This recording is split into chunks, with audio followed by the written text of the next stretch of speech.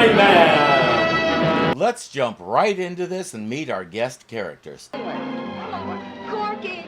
Corky! Poor Corky! Lady, please, if you don't step back and give us a chance, we'll never get your dog out. Except we can't see the main guest star yet, he's down that well. But the lady in the fancy dress is a close second. A simple thing, I ask you. Stop the car and take the dog for a walk. So where does he walk? Right smack into the bottom of a well. Well, can I help it if you got a stupid dog? Ooh, you should mention stupid. And you know something else? I don't think he walked in. I think you pushed him. We'll finally learn at the very end that her name is Joyce. The guy is Hank. He's her husband. And under pressure from her, he says, yes, I pushed the dog into the well. He hates that dog, mainly because Joyce loves Corky more than she'll ever love Hank. Just then, Clark Kent pulls up, why we never find out, surveys the situation, and knows what to do. Trying to save your dog, but there just ain't no way. Corky!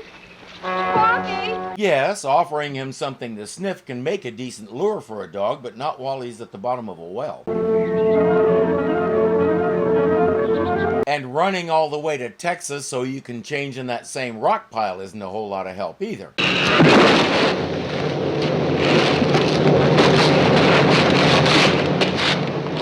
Human drill.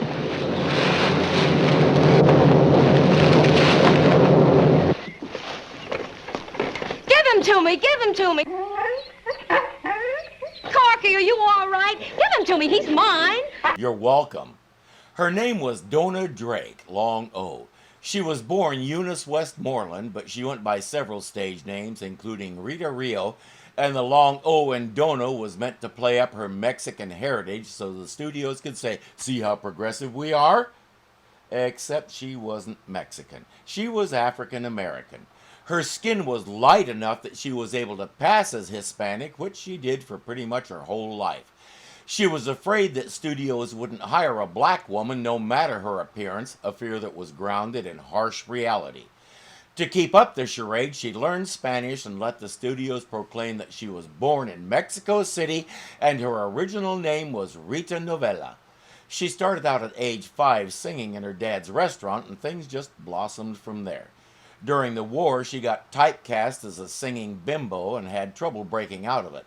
She retired from acting in 1957 because of health issues, but even with a heart condition and epilepsy, she lived until 1989.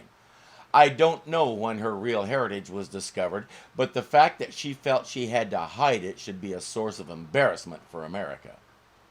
In another Hollywood oddity, she was married exactly once for 45 years, and it only ended when she died. I have to confess, learning about these fascinating people is one of the funnest aspects of this job. That dress cost me 200 clams. I ought to send Superman a bill for helping you ruin it. Oh, shut up and put his leash on. Come on, Corky, baby, you just stand here with me. All right, Quiet, Corky. just a minute, baby. That's a good boy. He doesn't like you anymore, either. Orders, that's all we got to do. Oh, shut up and let's go. Yeah. The battling Bickersons just couldn't figure out what to do with themselves after their radio show folded. What's the matter with you, you crazy mutt? Stop picking on him. Think you've never seen a glove before? Oh, throw that dirty thing away and let's go. Corky finds it interesting that the glove smells just like the nice guy who rescued him. He's going to remember that scent.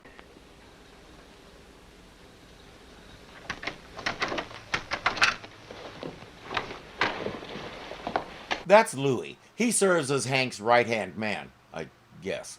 We'll see that he's not really a bad sort. He fell in with bad company and didn't have the mental capacity to figure out how to get away, so here he is. Hey, boss, where you been? He's been out trying to drown a dog. That's where he's been. You mean Corky? Boss, you shouldn't have done a thing like that. Don't tell me what I shouldn't have done. Oh, lay off. Real big guy, you. You're afraid to pick on anybody but Louie and Corky here. Who's afraid? You're afraid. Yeah? She's right.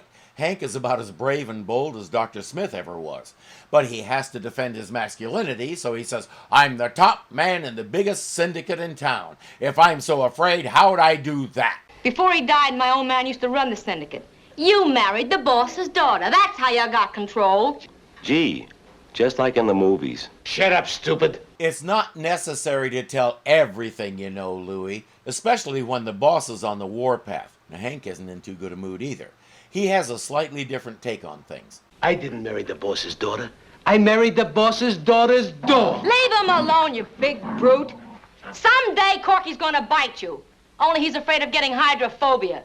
Hydrophobia was an old term for rabies.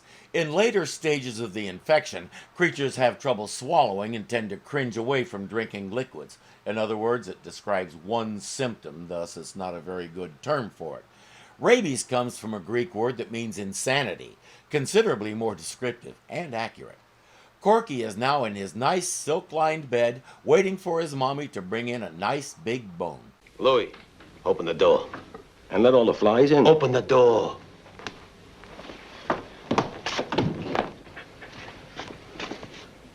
Go on, beat it. When Joyce comes back, he tells her, "You left the door open and he ran out." Thing is, Corky has the life of luxury here. He has no reason to run out unless somebody made him do it. Joyce isn't having it. She says, "You get busy and put ads in every paper in the city. Get that dog back or you can sleep in his bed." But baby, it's gonna cost money for me to do that. Move! And if I don't see that ad in the paper by tomorrow... I know.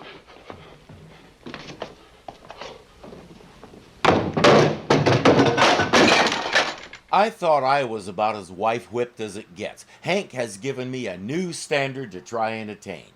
And Louie is going to give us one of the best lines of the entire series.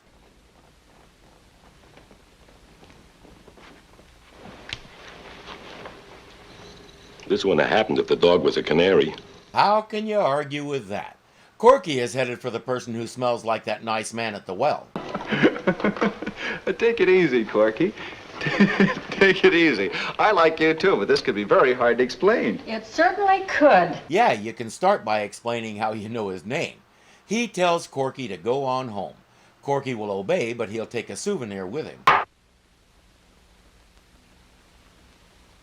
Clark, he took one of your gloves. He's welcome to it. He just leaves peaceably. I lost the other one anyway. But you kept that one because... Corky! Come here, Corky. Nice, Corky. Come on, Corky. Nobody's gonna hurt you. Corky trusts his nose a lot more than he trusts your fake smile, dude.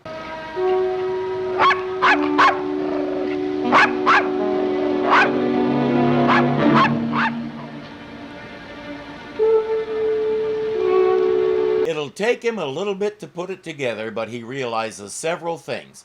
1, that's the mate to the glove Corky picked up the other day. 2, Corky is crazy about Superman. 3, the way Corky is acting around these gloves, I'll bet they belong to Superman. 4, if I let Corky lead me to the owner of this glove, he'll lead me right to Superman's identity. But since Corky won't come near Hank, and with good reason, Hank will resort to more drastic measures. I'm gonna offer a reward. $5,000. $5,000? What is this? Dogs have sure gone up. Hank, you're up to something. If it's gonna hurt Corky... You want the dog back or don't you? Sure I want my dog back. Okay. Louie, Yeah. you got yourself a job. Go out and spread the word around. $5,000 for the mutt. That's just under $50,000 today. He tells Louie, put the word out all over the street so every greedy, low-life scum in town is looking for this dog. What did you guys do? Steal every mutt in town? And you, this is your 3rd time around and you ain't brung the right dog yet. Come on, beat it, all of you. With a bounty like that, he expected what? Meanwhile, when word gets back to Lois and Jimmy, they want to know what it is about this dog that makes him so valuable. If they could live forever and have an endless number of questions they could ask, I doubt they'd ever guess it. Kent speaking. Mr. Kent, this is Louie. Louie? Yeah, you don't know me, but I know all about you. You do people favors, that's why I'm calling. Got something to tell you about a dog. A dog? Well, what is it, Louie? Well, my boss told me to spread the word around, and I figured the best way to do it was for you to write a story. He won't say who his boss is, but his description of the dog is enough to tell Clark we're talking about Corky. Louie, I'll tell you what. You better come over here to the office. You can tell me the whole story, and we'll see what we can do about it. Maybe I better. I get confused on telephones, and sometimes I run out of dimes. I'll come right over. And speaking of Corky, Well, where did you come from? Well, that clears that up. Well, what'd you do, boy? Swallow the crown jewels? Just what I thought. we can laugh, but any of us who has ever owned a dog, or a cat for that matter, has had similar conversations. Now Clark doesn't want to give him up to anyone until he knows what this is all about, but hiding him in any of their homes could be dangerous. He tells Jimmy to take the dog to a private kennel for safekeeping. Excuse me. Sure, pardon me. Hey, you! Drop that dog! Jimmy will do no such thing, and he'll slip away from Louie before he goes to the kennel. Louie has to report what happened. What was you doing in front of the Daily Planet? Just like you told me, I was spreading the word. And Mr. Kent was going to write me up a big story. Kent, the reporter? Yeah, that was using my head, huh, boss? It was using it. But I don't know for what. Come on. We gotta work fast. His solution is to kidnap Jimmy, hook him up to a polygraph, and start asking him what he did with the dog. Where do you live? North Side. What's your name? Herman Glockenspiegel. That's a lie. You're right. My name's Archie Glockenspiegel. By a process of elimination, he narrows it down and figures out which kennel Jimmy took Corky to. Excuse me, which kennel Archie took Corky to. He tells Louie to go get the dog. But ain't you going to tell us why you want him so bad? Yeah, why? Because that dog is going to lead me right to Superman. Superman? You're nuts. He produces the glove and explains his plan to learn Superman's identity. What if he does? What good's that gonna do you? I'll tell you what good. As soon as I find out who Superman really is, his real identity, I make him a deal. I keep it a secret. He promises to lay off my syndicate. Get it? You know, honey, even my old man would be proud of you today. But it's clear Louie isn't. He's having an attack of conscience. Boss? Yeah, I got the pup dog. Right here in a bag. Okay. Sure, boss. I'm sorry, little dog, but I gotta do it. Corky's not going home, is he? Louie has one loose end to tie up. Oh, hello. You must be the man that phoned that dog story in. Yeah, but you don't have to worry about that no more. I took care of it. Oh, you took care of it? Sure, I'm not so smart, but I ain't dumb enough to get mixed up with Superman. Superman, huh? What's he got to do with it? Okay, maybe it's not so much an attack of conscience as an attack of my boss is getting in way over his head and I have to stop him from going any further. He explains his boss's plan, though he still won't tell who his boss is. Mm-hmm. What'd you do with the dog? He won't know nothing, Mr. Kent. They'll just put him to sleep, and then nobody will ever know the secret of Superman. I said, what'd you do with that dog? You ain't gonna double-cross Superman, are you? Just tell me what you did with that dog. I put him in the dog catcher's wagon about 20 minutes ago. It was down on Center Street. Corky didn't do anything wrong. He doesn't deserve to die. Louie could just as easily have taken him to another kennel and left him there where nobody would know who he was. But as Louie said, he's not very smart.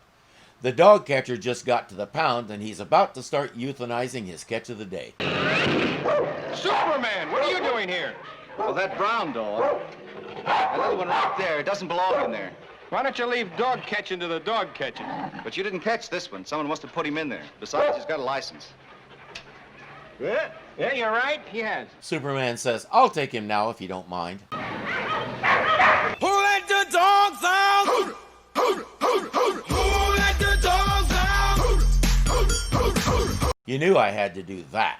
Clark leaves the dog in his office with Lois and heads out to do something. As usual, he won't say what.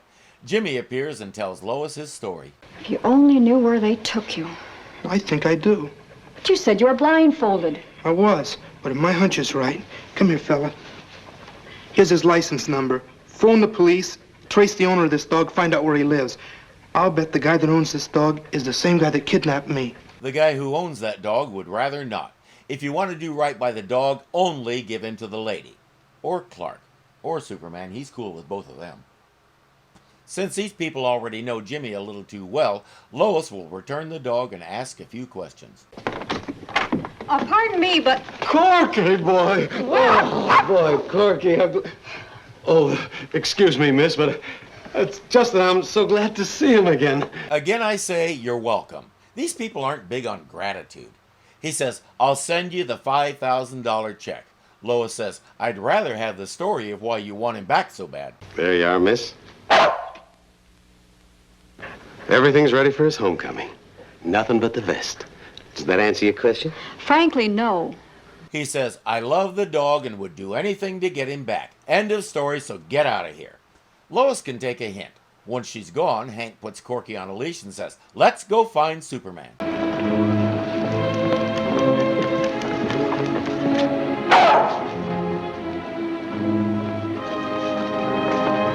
What do you see, Corky? Where is he?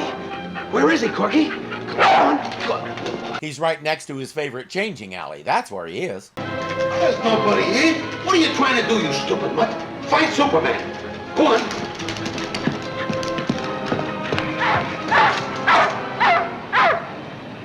What's the matter? You wanted to find Superman, didn't you?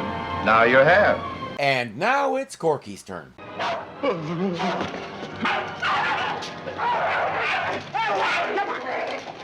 go, will you? Get him off of me! Anything you say, my friend. Come on, Corky. Come on, boy. Looks like he's going to be hung up for a while. Yeah, the rules said we had to do that joke. Some cops will come along later and get him down. You know, Corky, Hank's going to be in jail a long time for trying to kidnap Jimmy. So he won't be around to bother you. Joyce loves you, and she'll take good care of you. But I can't keep you, pal, because you're the only one in the whole world that knows Superman's true identity. And that's a secret that we have to keep between the two of us, don't we? We have a nice tear-jerking goodbye and Corky goes back to Joyce. Joyce gave up being a syndicate boss and opened a home for underprivileged dogs. Within a year, the city had eliminated the dog catcher's job and he had to go to work for Joyce. Fortunately, she didn't hold his past against him and they got along famously. Every dog in the city attended their wedding. Thanks for watching, kids. And remember, clicking that like button is cool. Subscribing is even cooler. Leaving a comment is as cool as the coolest person you know. And becoming a patron makes you almost just like Superman. So don't hesitate. Do it today. Until next time.